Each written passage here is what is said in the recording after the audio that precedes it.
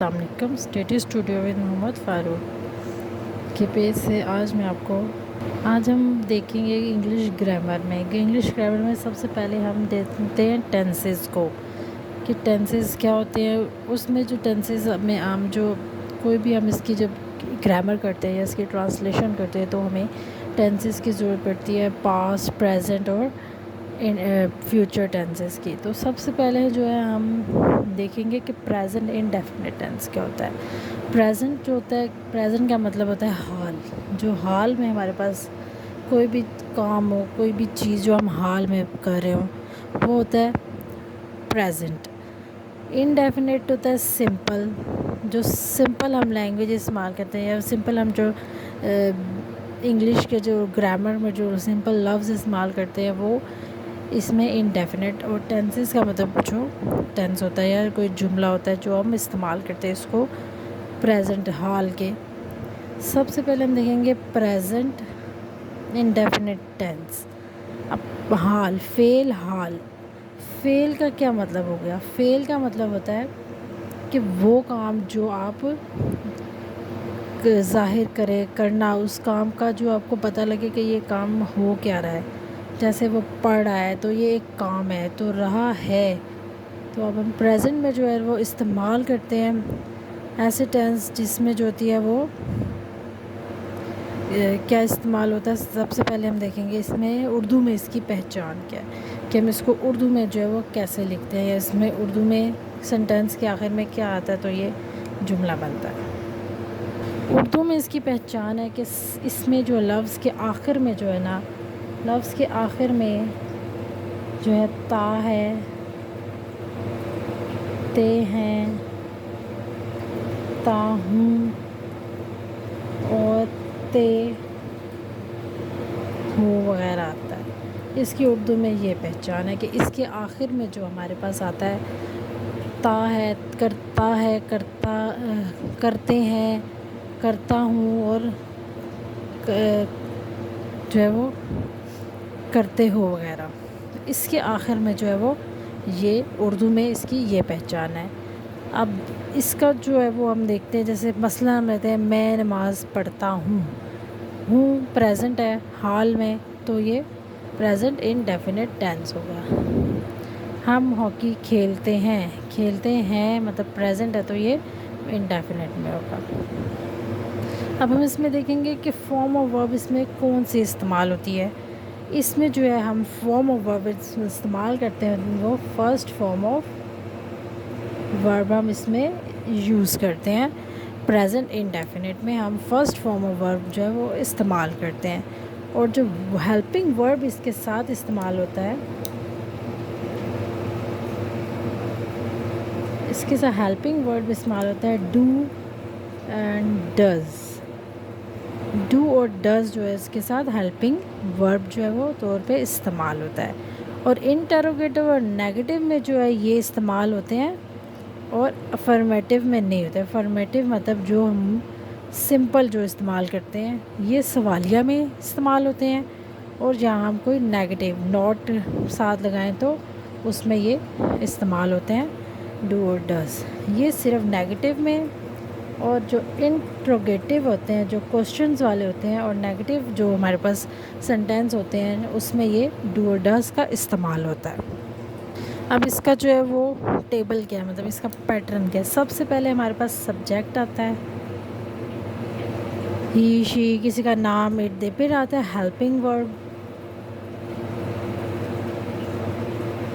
उसके बाद हमारे पास वर्ब आ जाएगा, वर्ब की फ़र्स्ट फॉर्म आ जाएगी, फिर उसके बाद ऑब्जेक्ट आ जाएगा।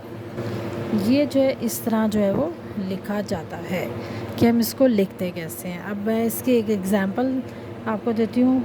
हम हॉकी खेलते हैं, हम जो है वो सब्जेक्ट है।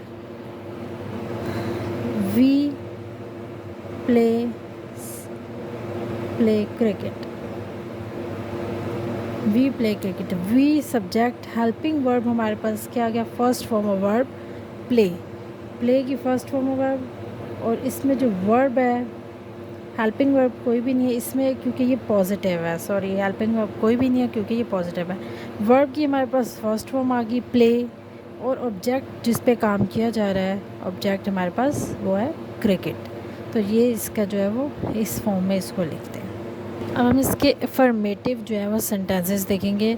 मस्बत, जिसमें मस्बत मतलब जो पॉजिटिव होते हैं, मस्बत फ़िक्रे जो पॉजिटिव होते हैं, जो सिंपल एक बात करने के लिए इस्तेमाल होते हैं। इसमें जो होता है वो डू और डज़ और हेल्पिंग वर्ब जो है इस्तेमाल नहीं होता, इसलिए इनका जो हम तर्जुमा करते हैं वो एक सेंटेंस के मुताबिक करते हैं कि पहले इसमें सब्जेक्ट का करेंगे कि सब्जेक्ट हमारे पास क्या है, सब्जेक्ट का पहले तर्जुमा करेंगे, फिर उसके बाद हम इसका वर्ब लगाएंगे, फर्स्ट फॉर्म ऑफ वर्ब, और साथ में हम इसका आखिर में ऑब्जेक्ट लगा देंगे। तो इसमें जो है अफर्मेटिव में सिंपल इस तरह हम बात करेंगे। सिंपल सब्जेक्ट देखेंगे क्या है, फर्स्ट फॉर्म ऑफ वर्ब लगाएंगे और लास्ट में इसका ऑब्जेक्ट लगा देंगे। अब हम इसकी एक एग्ज़ाम्पल लेते हैं। इसकी एक एग्ज़ाम्पल लिया है, वो पतंग उड़ाता है। अब इसमें जो है हम देखेंगे कि इसका सब्जेक्ट क्या है, सब्जेक्ट हमारे पास क्या है, वो हम इसकी जगह हम इसमें हम देखेंगे कि सब्जेक्ट क्या है, वो जो है सब्जेक्ट है, वो की जगह हम इस्तेमाल करेंगे ही इंग्लिश में। फर्स्ट फॉर्म ऑफ वर्ब इसकी होता है फ्लाई की, ठीक, और इसके बाद हमारे पास उड़ाता है, पतंग की होगी हमारे पास काइट, और उड़ाता है कि फ्लाई। तो हमारे पास इसका सेंटेंस है ही फ्लाई आ काइट। जी, इसके साथ साथ मैं आपको एक और इसका बता दूं कि फ्लाई जो फर्स्ट फॉर्म ऑफ वर्ब है, लेकिन जब हम अफर्मेटिव जो फिक्रे हैं, इसमें जो है वो जो ही शी और इट के साथ जो है हमेशा जो है वो एस और ई एस का जो है वो वर्ब के साथ जो है एस और ई एस को जो है ऐड लाजमी करेंगे। जब भी हम अफर्मेटिव करेंगे तो इसमें जो है एडिशन ये करना है कि हमारे पास जो ही शी इट के साथ जो भी वर्ब की फॉर्म होगी उसको हमने एस या ई एस के साथ जो है वो इसमें एडिशन करना है। अब ये सेंटेंस है, लेकिन हाँ इसमें एक ये भी है कि रूल इसका कि जो हमारे पास ही शी इट के साथ हम फ्लाई या जो भी वर्ब की फॉर्म होगी फर्स्ट फॉर्म, उसके साथ हमेशा एस या ई एस लगाएंगे। अब इसकी क्या फॉर्म है, ही फ्लाइज आ काइट। क्यों होगा, क्योंकि ये रूल है इसका कि अफर्मेटिव में जो है ही शी इट के साथ हमेशा जो वर्ब होगा उसके साथ एस या ई एस का एडिशन होगा। तो इसमें ये एक बात है कि हमारे पास सब्जेक्ट के साथ ही शी इट के साथ हमेशा एस और ई एस का जो है वो एडिशन होगा, जो वर्ब की फर्स्ट फॉर्म होगी उसके साथ। इसके साथ मैं आपको जो है अफर्मेटिव की एक और एग्जांपल देती हूँ ताकि आपके लिए इजी हो जाए। जी, अब हमारे पास जो है पहला क्या है, इसके एग्जांपल, अली मछलियाँ पकड़ता है। अब अली जो है वो क्या है, जो है वो ही शी इट में ही जो है वो आ जाता है, मतलब एक नाम है किसी का। तो हम इसके साथ जो है वो कौन सी फॉर्म, इसके साथ पहले हम इसका नाम लिखेंगे क्योंकि ये सिंगल है। सिंगलर के साथ हमेशा जो है सब्जेक्ट के साथ ही शी इट के साथ जो है हमेशा जो है वो आई और एस और ई एस का एडिशन होगा। अब मछलियाँ फिशेस, ये हमारे पास क्या है, ये हमारे पास ऑब्जेक्ट है, ये हमारे पास सब्जेक्ट था, ये ऑब्जेक्ट है। अब पकड़ता का क्या हमारे पास जो है वो, ये हमारे पास वर्ब है। वर्ब की जो है हमारे पास फॉर्म है, इसमें फर्स्ट फॉर्म है, इसके साथ हम अफर्मेटिव में एस और ई एस का एडिशन करते हैं। तो वर्ब आएगा सब्जेक्ट के बाद। वर्ब हमारे पास क्या है, पकड़ता, मतलब कैच की जो हम देखेंगे कि ये सिंगलर है, सिंगलर के साथ हमारे पास ये कैचेस, अली कैचेस फिशेस ज़्यादा हैं तो हम फिशेस लिखेंगे कि अली मछलियाँ पकड़ता है। पकड़ता की है कैच, तो हमारे पास ये सिंगलर है सब्जेक्ट, तो इसके साथ हम ई एस का एडिशन करेंगे। जी, अब हम देखते हैं नेगेटिव जो है वो प्रेजेंट इंडेफिनिट का नेगेटिव में क्या कैसे बनता है। इसमें जो होता है हमारे पास जो नेगेटिव होते हैं, इसमें जो सब्जेक्ट होता है उसके बाद सब्जेक्ट के फ़ौरन बाद जो है हम डू और डज़ नॉट लगाते हैं। उसके बाद हमारे पास हेल्पिंग वर्ब, फिर उसके बाद वर्ब और उसका जो है वो ऑब्जेक्ट आ जाता है। इसमें सिर्फ ये एडिशन है कि डू और डज़ नॉट। डू जो है वो हम लगाते हैं प्लूरल में और डज़ जो है हम लगाते हैं सिंगुलर के लिए, ठीक। और इसमें do does not first form of verb और साथ में हमारे पास ऑब्जेक्ट। इसका पैटर्न कैसा है, सब्जेक्ट डू और डज़ नॉट, फिर हमारे पास वर्ब की फर्स्ट फॉर्म और ऑब्जेक्ट। ये हमारे पास इसका जो है वो पैटर्न है। इसमें जो है वो डू और डज़ नॉट का एडिशन हो जाता है नेगेटिव में। इसमें जो है हमारे पास ये फ़िक्रे हैं जिसमें आई, वी, दे, यू और कोई भी जो जमा प्लूरल जो सब्जेक्ट होता है उसके साथ जो है वो हमेशा जी, इसमें जो है हमेशा जो है आई, वी, दे, यू के साथ हमेशा डू नॉट इस्तेमाल होगा। आई, वी, दे, यू के साथ हमेशा जो है वो डू नॉट जो है वो इस्तेमाल होगा। उसके अलावा ही, शी, इट के साथ हमेशा डज़ नॉट इस्तेमाल होगा और इसमें एस और एस का कोई कॉन्सेप्ट नहीं है। सिर्फ इसमें यह है कि इसको आपने देखना है कि अगर वो आई, वी, दे, यू है तो उसमें डू नॉट इस्तेमाल होगा और ही, शी, इट है तो उसमें डज़ नॉट इस्तेमाल होगा। जी, अब हम देखते हैं इसका ये एग्ज़ाम्पल। हम अपना वक्त ज़ाया नहीं करते। अब वी है, हम कम जो वी, अब हम इसमें पहले देखेंगे वी के साथ क्या इस्तेमाल होगा, डू नॉट। सो सबसे पहले हमारे पास सब्जेक्ट आएगा वी, उसके बाद डू और डज़ नॉट। इसके अकॉर्डिंग हमारे पास वी जो है वो डू नॉट,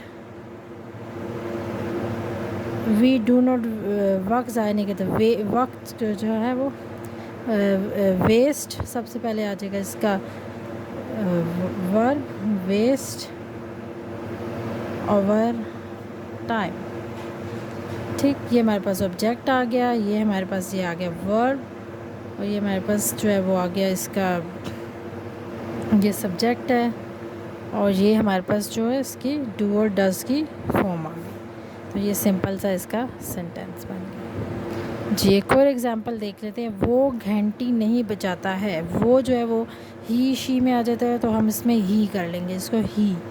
अब इसमें देखते हैं ही में हमारे पास क्या है, डज़ नॉट। इसमें हम डज़ नॉट इस्तेमाल करेंगे। ही डज़ नॉट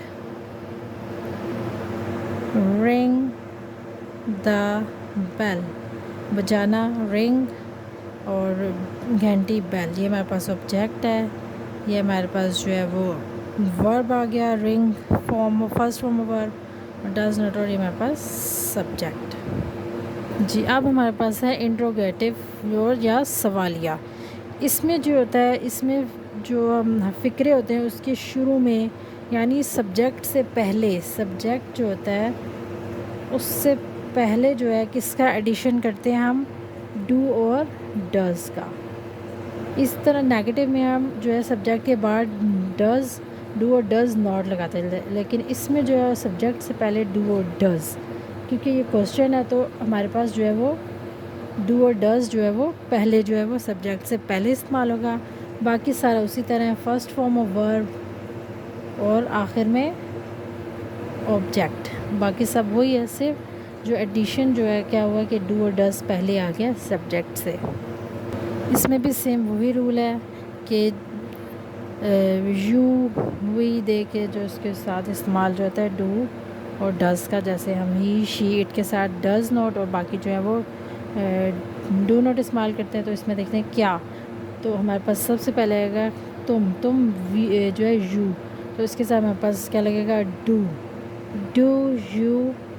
अब करते हो first form of verb make और मेक अ नॉइस, तो आखिर में हमारे पास क्वेश्चन मार्क आ जाएगा इसमें। एक और एग्जांपल देख लेते हैं। क्या अली पतंग उड़ाता है।